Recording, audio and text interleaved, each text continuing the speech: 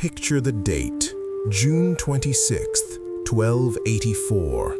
The air in the lower Saxon town of Hamelin is stagnant, thick with the smell of dust, sweat, and sun-baked stone. The heat is oppressive, distorting the horizon like a fever dream. On this very day, a scribe in the town archives made an entry that doesn't just record an event, it records the death of a generation.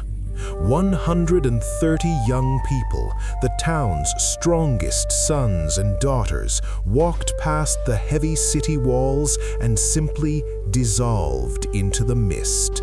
They left behind no bodies, no notes, and no explanations, only a deafening silence that still vibrates in the cobblestones of this town today. We are all used to the Brothers Grimm fairy tale, hordes of rats, a greedy mayor, and a magical pipe. It's a comfortable story, a moral lesson about paying your debts. But today, on Legend's Underside, we are going to scrape off the sugar coating. We will forget the bedtime stories and turn to the cold, hard facts of the 13th century. Because the reality of what happened in Hamelin isn't about magic. It is a story of betrayal, human trafficking, and a biological nightmare. Let's start with the most famous element of the story, the rats. The truth is simple, they never existed. Our primary piece of evidence is the Lunenburg manuscript. It is the earliest known record of the event, dating back to roughly 1440, based on even older eyewitness accounts. We have analyzed the text. It contains not a single mention of vermin.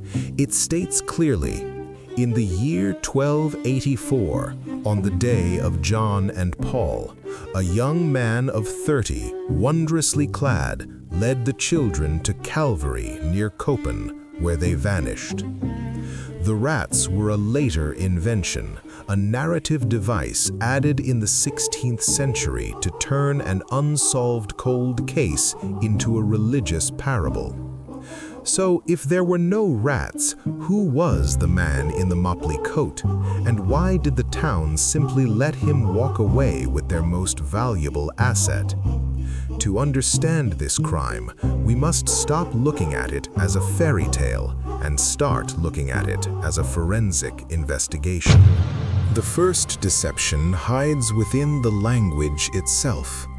Medieval Latin records use the word pueri. Modern translators lazily interpret this as little children. But in the legal jargon of 13th century Saxony, pueri often referred to the sons of the city, young adults, adolescents, and unmarried serfs aged 14 to 20. These were not toddlers following a funny tune.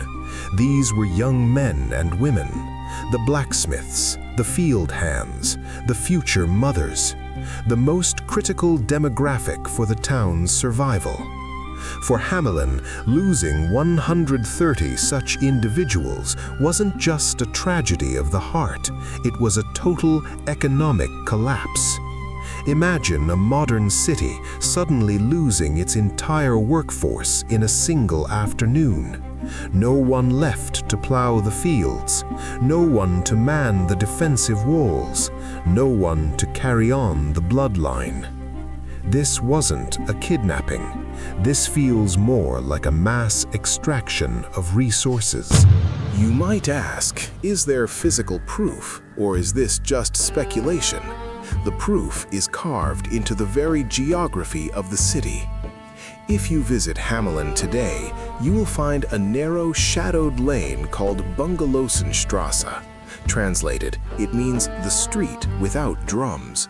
For over 700 years, it has been legally forbidden to play music, sing, or dance on this street. Even today, wedding processions must silence their bands when they cross this zone. This is not a tourist attraction. It is a legislated act of eternal mourning. It is believed to be the exact path the 130 young people took as they walked toward the East Gate, never to return. This silence is the loudest evidence we have. It's a scar that the city has refused to let heal for 7 centuries. But what drove them out? To answer that, we must look at the city's bank accounts. To understand the motive, we need context. 25 years before the disappearance, in 1259, the region was devastated by the Battle of Siedemünder. Hamelin was on the losing side. The town was physically intact, but financially it was gutted. The Bishop of Minden imposed crushing taxes. The town fathers, the Magistrate, were drowning in debt. By 1284, the city was desperate. Unemployment among the youth was high. Food was scarce. The younger generation was seen less as beloved children and more as surplus mouths to feed. This creates the perfect environment for a predator who doesn't steal children, but buys them. Enter the man in the pied or multicolored coat. History remembers him as a musician, but historical analysis suggests he was actually a locator. In the Middle Ages, a locator was a professional headhunter. Eastern Europe, areas like Transylvania, Moravia, and Pomerania had been depopulated by Mongol invasions. The Teutonic Knights and Slavic dukes needed bodies to colonize these lands. They hired locators to go west and recruit the German youth. His motley coat wasn't a jester's outfit. It was a sign of wealth, expensive fabric patches of velvet and silk that no peasant could afford. It was a walking advertisement for the riches awaiting in the East. The flute, it wasn't a magic wand. It was a standard tool for signalmen and recruiters. The tune he played wasn't a spell.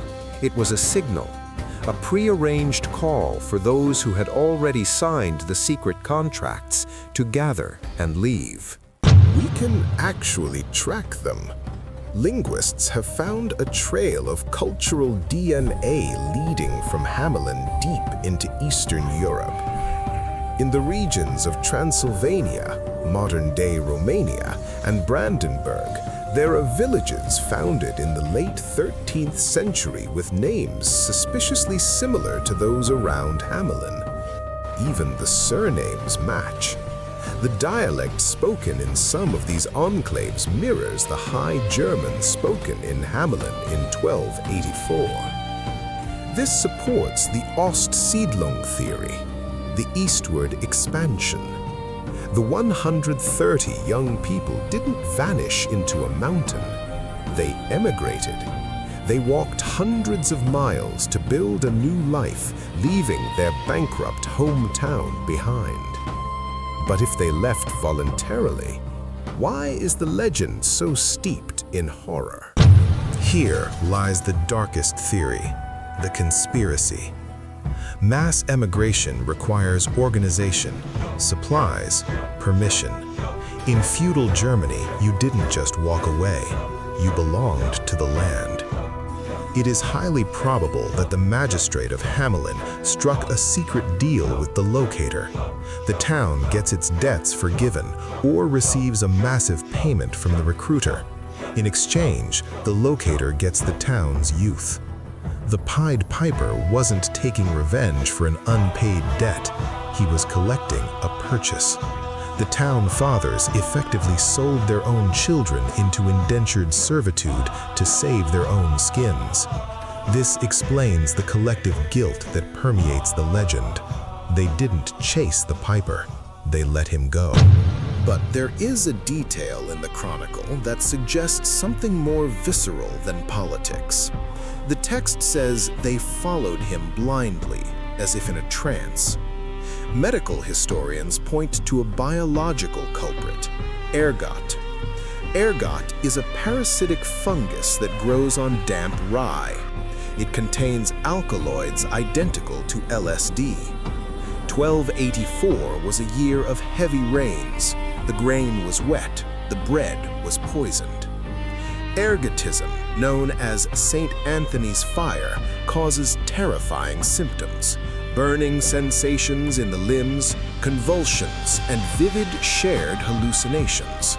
A group of teenagers, their brains flooded with natural LSD, could easily be manipulated by rhythmic music.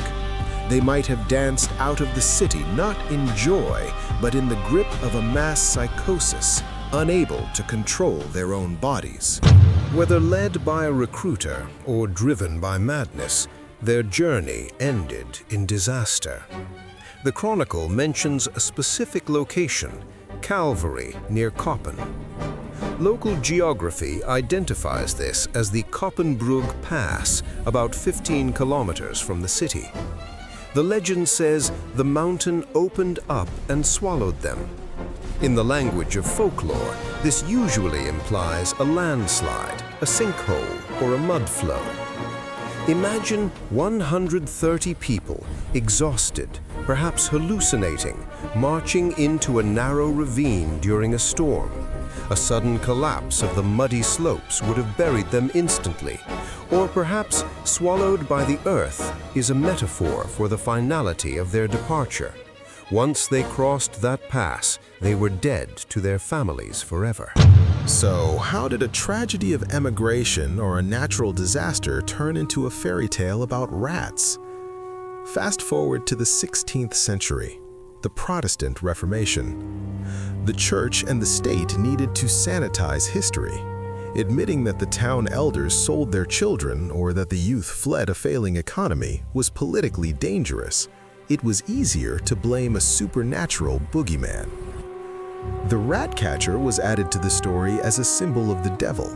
The rats represented sin. The disappearance became a divine punishment for the town's greed, rather than a result of it. It was one of history's most successful disinformation campaigns. They rewrote the crime to hide the criminals. The tragedy of Hamelin is not a story about magic. It is a story about a society that sacrificed its future to pay for the mistakes of its present. The Pied Piper is an eternal archetype. He is the charismatic leader who appears during a crisis, offering simple melodies to solve complex problems. His flute is manipulation, and his price is always higher than you expect. Hamelin paid that price. They lost a generation, leaving behind only the echo of a tune on a silent street. This has been Legends Underside. We don't just tell you the story, we show you the scars underneath. If you want to see what else history is hiding, hit that subscribe button. I'll see you in the dark.